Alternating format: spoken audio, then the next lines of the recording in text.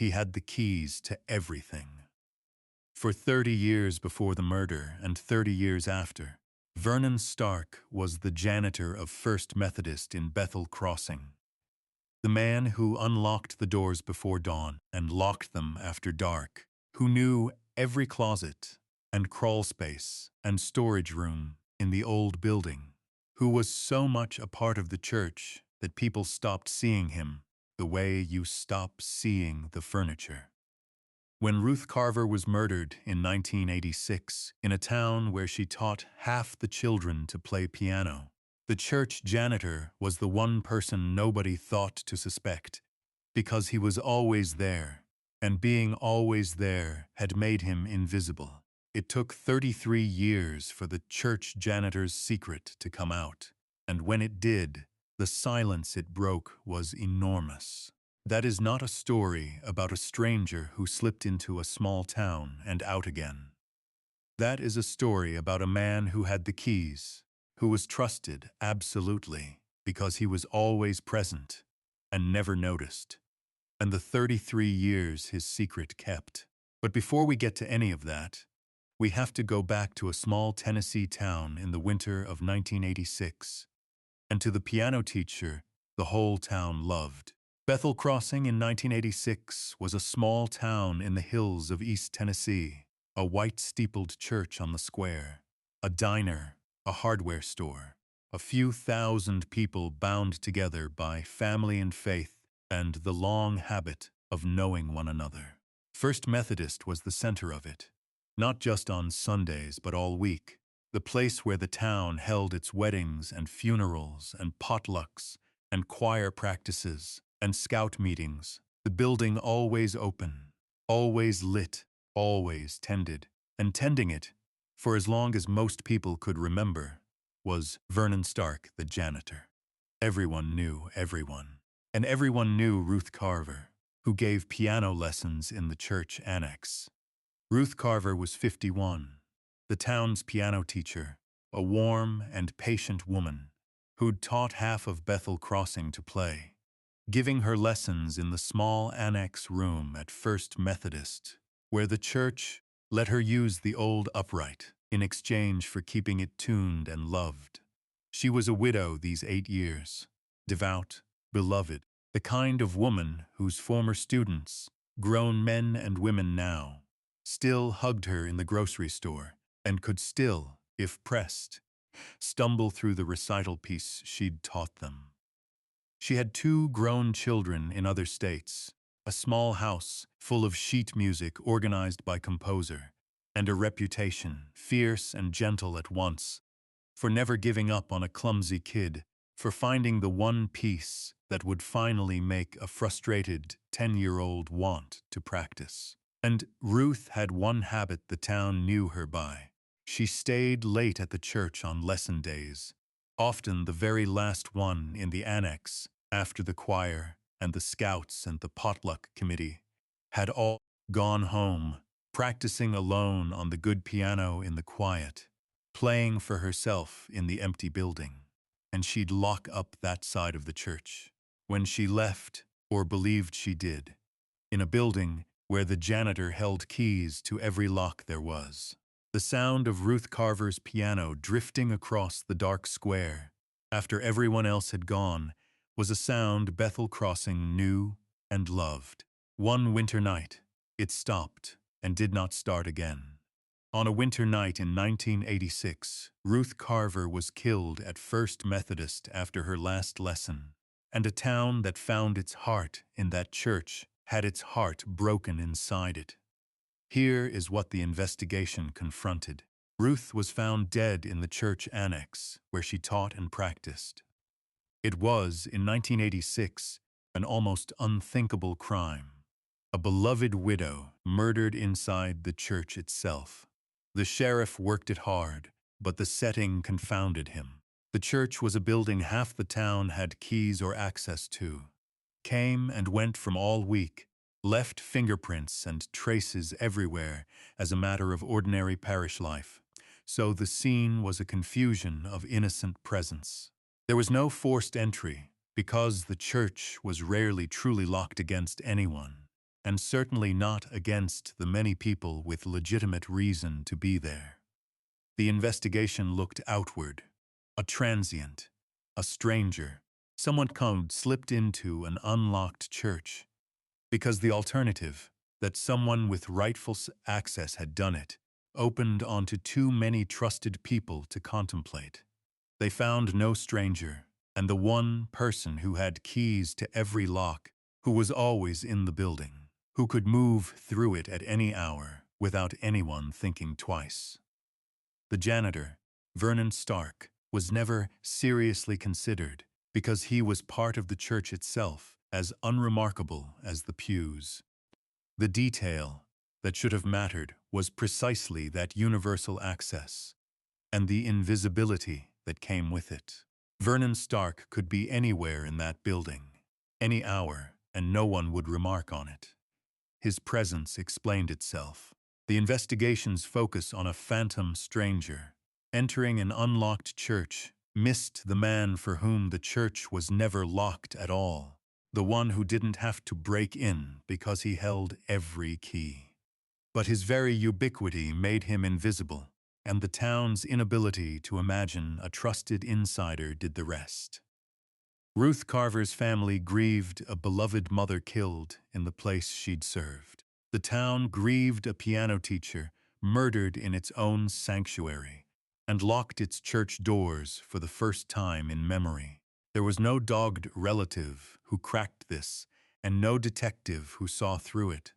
There was an unsolvable scene, a phantom stranger who was never found, and a janitor who kept sweeping the floors, locking the doors, and saying nothing for 33 more years.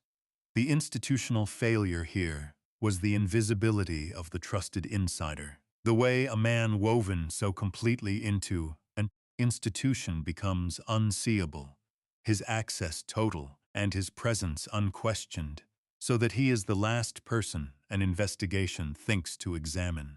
The church's openness, its all-week welcome, its many keys, all pointed the investigation toward the idea of an outsider slipping in and away from the man who was always rightfully inside.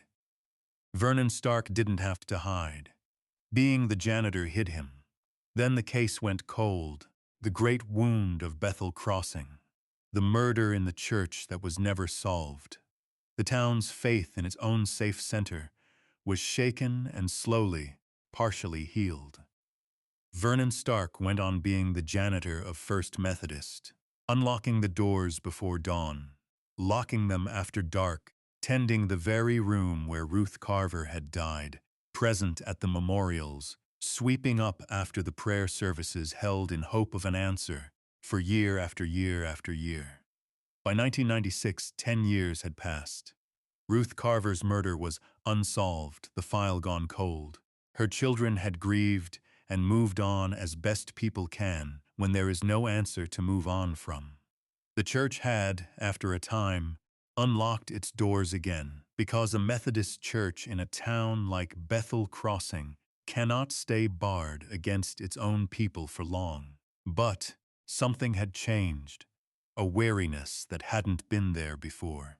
And Vernon Stark, older now, was still the janitor, more a fixture than ever, the man who had simply always been at First Methodist, who'd swept up after Ruth's own memorial service and the prayer vigils held in the months after for an answer that never came. By 2010, Vernon Stark had finally retired after decades of faithful service, and the congregation had honored him for it. A plaque in the fellowship hall, a luncheon, warm words about the man who'd cared for their church for a generation, who'd unlocked it before dawn and locked it after dark for longer than many members had been alive. The beloved old janitor, the keeper of the building, his secret entirely intact, the murder of Ruth Carver still unsolved, and now nearly a quarter-century old and fading toward legend. The case sat in the cold files. But the physical evidence collected from the annex in 1986, the traces gathered from that hopelessly muddied scene, including evidence directly tied to the attack itself, had been preserved through the years, and the science that could finally separate the one guilty trace from the innocent residue of a whole parish's daily life was, at last, arriving. Every case we cover on this channel represents weeks of digging through records, court files, and the lives of people who deserve to be remembered. If you want us to keep telling these stories the way they ought to be told, take a second to like this video, subscribe, and let us know in the comments where in the world you're watching from. It honestly is what keeps this channel going. Now, let's get back to Ruth. The 33 years of silence broke when the evidence from the church was finally read. In 2019, a Tennessee cold case unit reopened the Ruth Carver murder and sent the biological evidence preserved from the 1986 Anzac scene for modern DNA analysis. The challenge had always been that a church is full of innocent traces, but modern DNA could now isolate a specific profile from the evidence most directly tied to the crime and separate the killer's mark from the ordinary residue of parish life. Here is the science in plain terms. Modern DNA analysis can develop a profile from old, preserved evidence and, through forensic genetic genealogy, trace it through distant relatives to a single name. Or, where a person's DNA is already on file, match it directly. In a scene once hopelessly muddied by the innocent presence of half a town, it can pick out the one profile that matters and put a name to it. The evidence yielded a profile, and it did not belong to a stranger or a transient or any of the phantoms the 1986 investigation had chased. Investigators, following the profile, found their answer in the last place the town would ever have looked. Vernon Stark, the church janitor. A direct DNA comparison. Stark, elderly now but still living, still the beloved retired keeper of First Methodist, matched the evidence from the annex where Ruth Carver had died. The man who had the keys to everything, who had been so much a part of the church that the town stopped seeing him, who had tended the very room where she was killed and stood at her memorials for 33 years, was her killer. The DNA was the break, and the rest followed. Vernon Stark had been alone in the building with Ruth Carver that winter night. He always could be, with his keys and his unquestioned presence. And the reopened investigation established the opportunity his role had always given him, and that no one had ever scrutinized. Confronted with the DNA match, the old janitor, who had kept his secret through 33 years of unlocking and locking the doors of First Methodist, finally broke. He admitted that he had been in the annex that night, that something between him and Ruth Carver, a confrontation, a rejection, a moment that turned violent, had ended with her death, and that he had simply kept being the janitor afterward, present and trusted and invisible, certain that the one man who was always rightfully in the church was the one man no one would ever suspect. For 33 years, he had been right. When the truth came out, it broke over Bethel Crossing and beyond like a flood. The kind of story that travels far past one small town, the beloved church janitor, the keeper of the sanctuary, revealed as the killer who had tended the scene of his own crime for 3 decades and accepted the congregation's honors for his faithful service. The arrest shook the town's deepest sense of itself, that its sacred center, its always open church, had held a murderer in plain sight, trusted with every key, for 33 years. The shock was the betrayal of the most intimate kind of trust, the trust a community places in the humble, ever-present figure it has stopped noticing. Vernon Stark pleaded guilty in 2020 and was sentenced. The church janitor's 33-year secret was finally fully out. Ruth Carver's murder, the wound at the heart of Bethel Crossing, was answered at last. Her children, elderly now, learned who had taken their mother and where the man had been the whole time. Right there, every Sunday, sweeping the floors.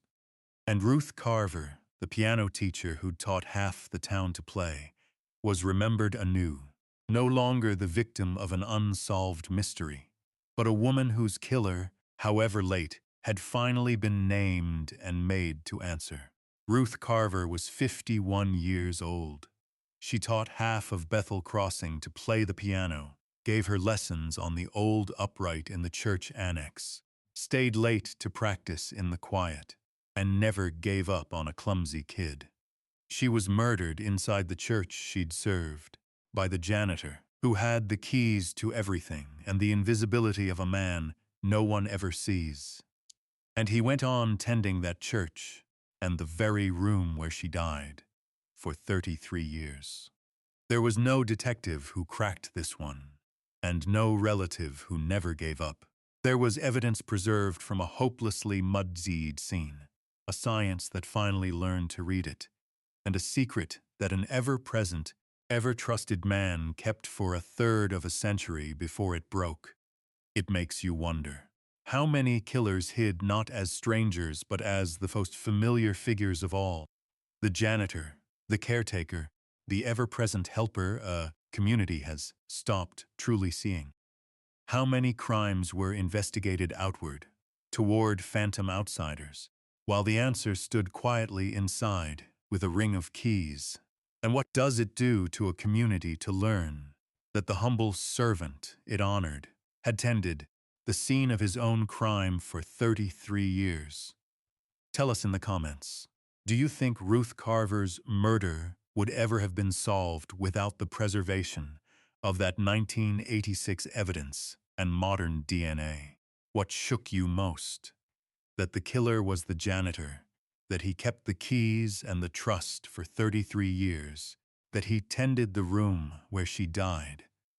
And how many crimes do you believe were committed by the trusted, invisible figures investigations never think to suspect? Justice came for Ruth Carver after 33 years, when the church janitor's secret finally broke under the weight of the evidence he thought no one could ever read. Stories like hers remind us that the most dangerous hiding place can be the most familiar face, that a killer can hold a community's keys and its trust for a lifetime, and that breaking 33 years of silence with a name is its own form of justice. If you believe that too, subscribe so you don't miss the next case. More solved cold cases are waiting in the description. Thank you for watching.